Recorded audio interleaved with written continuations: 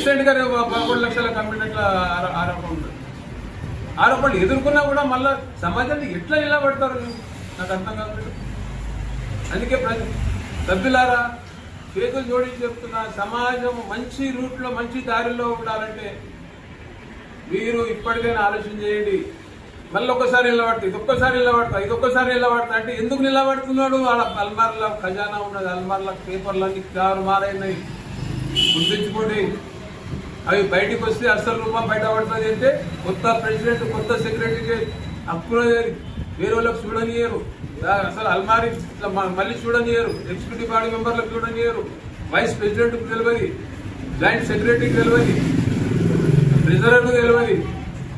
అసలు ఏం చేస్తున్నారో అల్మార్లో ఏం రాసుకుంటున్నారో ఏమో తెలియదు. అసలు పబ్లిక్ లోపల జరిగిన తీర్మానం, జనరల్ బాడీ లోపల జరిగిన తీర్మానం, జనరల్ బాడీ పబ్లిక్ అంటే జనరల్ బాడీ లోపల సాధారణంగా మనం సర్వసభ్యుల లోపల తీర్మానం అయింది విడుదల చేయాలి. అడిగితే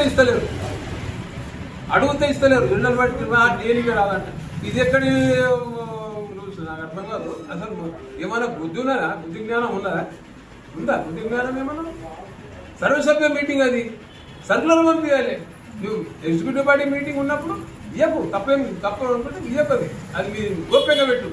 అన్ని గోప్యంగా పెట్టే ప్రమాణం చేస్తారు చూడు, అన్ని గోప్యంగా ఉంటాయి. ఎవడు అమ్ముకున్నాయని గోప్యంగా ఉంటాయి, ఎవడు కొంటున్నాడో తెలియదు.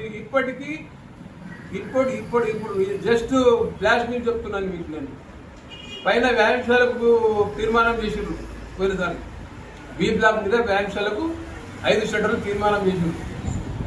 ఇప్పుడు 2-3 రోజుల కింద చేసింది ఏమంటే ఆల్రెడీ రాకముందే కమిట్మెంట్ అయిపోయారు, ఒక 12 షట్టర్లు కడతాము మీకు ఇస్తామని చెప్పి.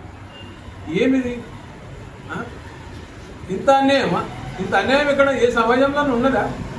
సొంతంగా పైసలు పెట్టుకుంటారు వాళ్ళు, మీరు పెట్టకుండా పెట్టకపోతుంది. కానీ ఇదే రియల్ ఎస్టేట్ దందాలాగా అయిపోయింది. కాబట్టి నేను మరోసారి రిక్వెస్ట్ చేస్తాను, దయచేసి ఆలోచన చేయండి. ఇది ఫైనల్ చెప్తున్నాను. ఇక మీరు వేస్తారా ఏం చేస్తారా మీ ఇష్టం. సమాజం బాగుండాలంటే బాధ్యత మనకు ఉంటుంది, ఓటు వేసే వాళ్ళకి బాధ్యత కూడా ఉంటుంది. కాబట్టి